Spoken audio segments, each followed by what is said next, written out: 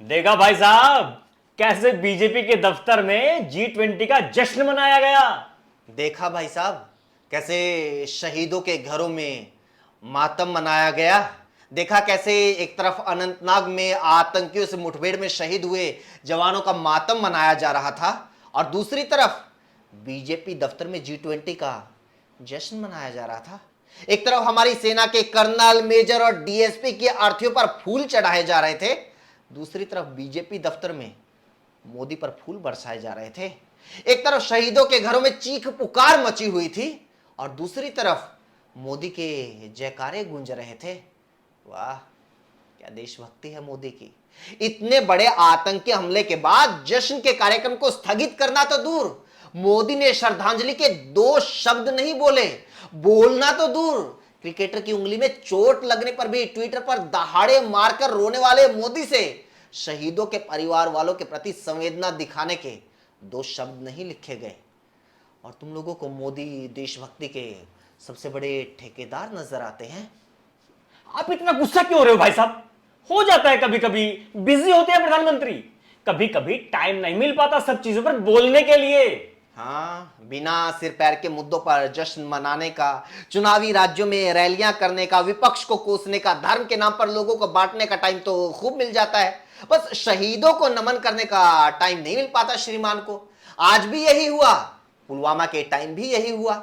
एक तरफ हमारे शहीदों के चीथड़े समेटे जा रहे थे, और दूसरी तरफ मोदी जी अंग्रेजी प्रोग्राम के लिए शूटिंग कर रहे थे। लेकिन फिर देखा नहीं आपने, पुलवामा के बाद मोदी ने क्या किया? हाँ देखा, शहीदों की फोटो चुनावी रैली के मंच पर लगाकर उनके नाम पर वोट मांगे। ये तो चुनाव में अभी कुछ महीने बाकी हैं, वरना तो दिखा देता। अनंतनाग के शहीदों की फोटो भी राजस्थान, एमपी और छत्तीसगढ़ की रैलियों के मंच पर लगी होती। मैं रैली की नहीं, मैं एयर स्ट्राइक की बात कर रहा हूं। देखा नहीं कैसे आतंकियों को सबक सिखाया था मोदी जी ने? ये बात तो तुम लोगों ने नोटबंदी के टाइम भी कही थी कि आतंकवादियों को वो सबक सिखा दिया, आतंकवादियों की कमर तोड़ दी, आतंकवाद को खत्म कर दिया, तबाह कर दिया। फिर क्या हुआ?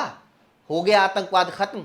और रही बात एयर स्ट्राइक की, तो एयर स्ट्राइक का क्रेडिट तो बड़ा उछल उछल कर मोदी को देते हो, लेकिन ये जो उनके राज्य में रोज आतंकी हमले हो रहे हैं, कभी पुलवामा, कभी उरी, कभी पठानकोट, कभी गुरदासपुर, कभी पुंछ, तो कभी अनंतनाग, इसका क्रेडिट कौन लेगा?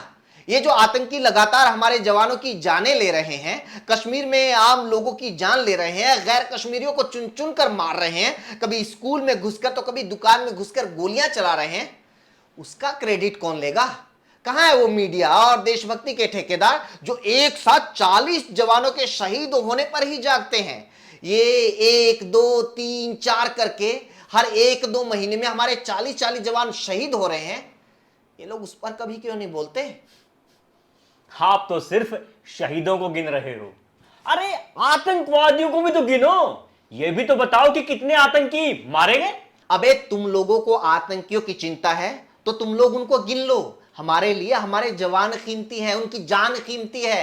ये आतंकी तो कीड़े हैं, कीड़े 1 मरे या 100 मरे, उससे किसी को क्या फर्क पड़ता है? क्या कीड़ों की गिनती से तुम हमारे जवानों की शहादत को तोलना चाहते हो?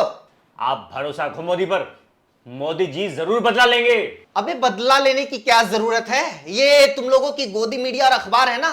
जिस तरह थोड़े दिन पहले दैनिक जागरण ने पाकिस्तान पर सर्जिकल स्ट्राइक की फर्जी खबर छापी थी, ऐसी और खबरें छपवा देना, तुम लोगों को वही सच लगेगा।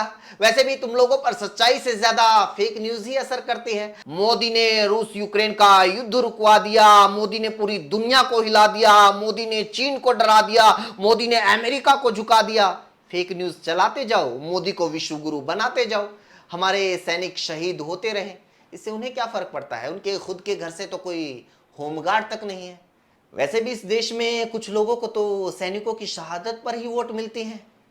जितने सैनिक शहीद होंगे उतने ज्यादा वोट मिलेंगे।